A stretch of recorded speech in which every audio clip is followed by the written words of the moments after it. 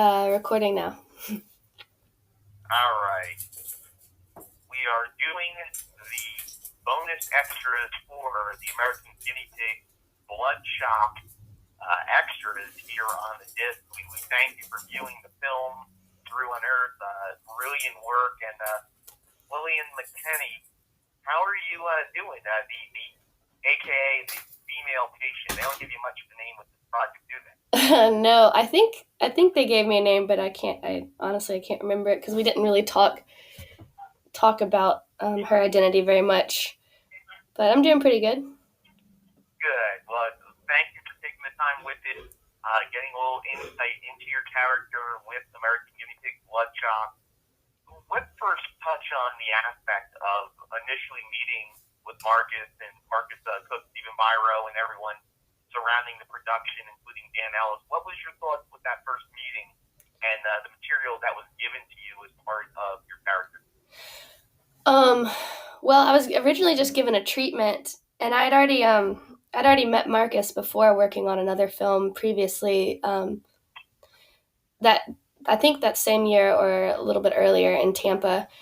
So I kind of knew uh, what I was getting myself into, and then we all just kind of sat around when we got there and kind of hashed it out together. I mean, Marcus knew what he wanted, but he wanted us to all work on it as a unit to kind of come to an agreement as to where everything was going.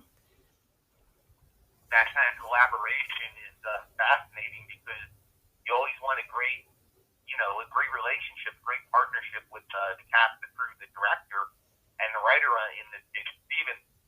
This was a project that is coming, William, with a lot of hype attached to it after American Guinea Pig, Bote of Guts and Gore, where the first film is a complete 180 from Bloodshot.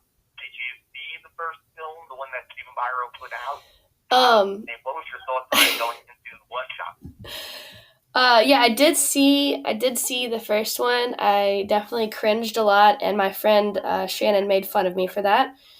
Um, but I didn't really know what to expect. It seemed like a completely different thing, and then it ended up being, you know, like yin and yang. So I think the two work really well together and balance each other out. Honestly.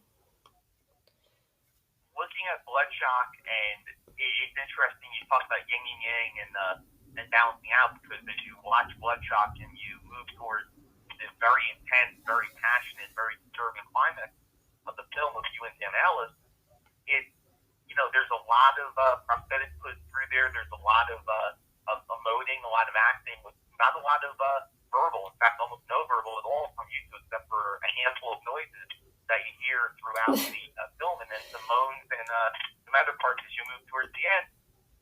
As an actress, was that a challenge to be able to emote and perform without having the dialogue and throughout the film? Oh yeah, we did.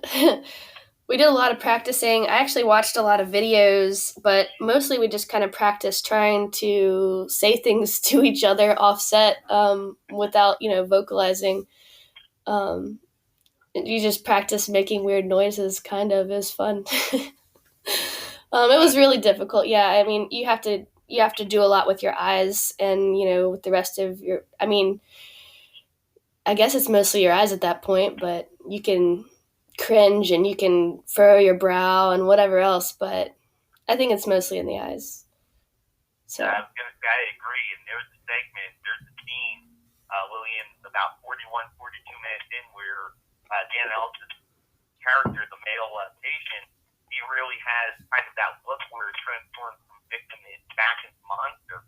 And we see that more with you towards the end, where after you have the prosthetics taken off, including the very elaborate, very archaic neck brace and the other braces off your body, you lay on the ground and you kind of feel yourself over. Talk a little bit about that moment where your character, the female patient, switches from the victim and the aspect of being dead to being more of a predator, being more free to be the person that she is. um, well, that's a hard question. I guess you just kind of think about everything that person went through and probably all the anger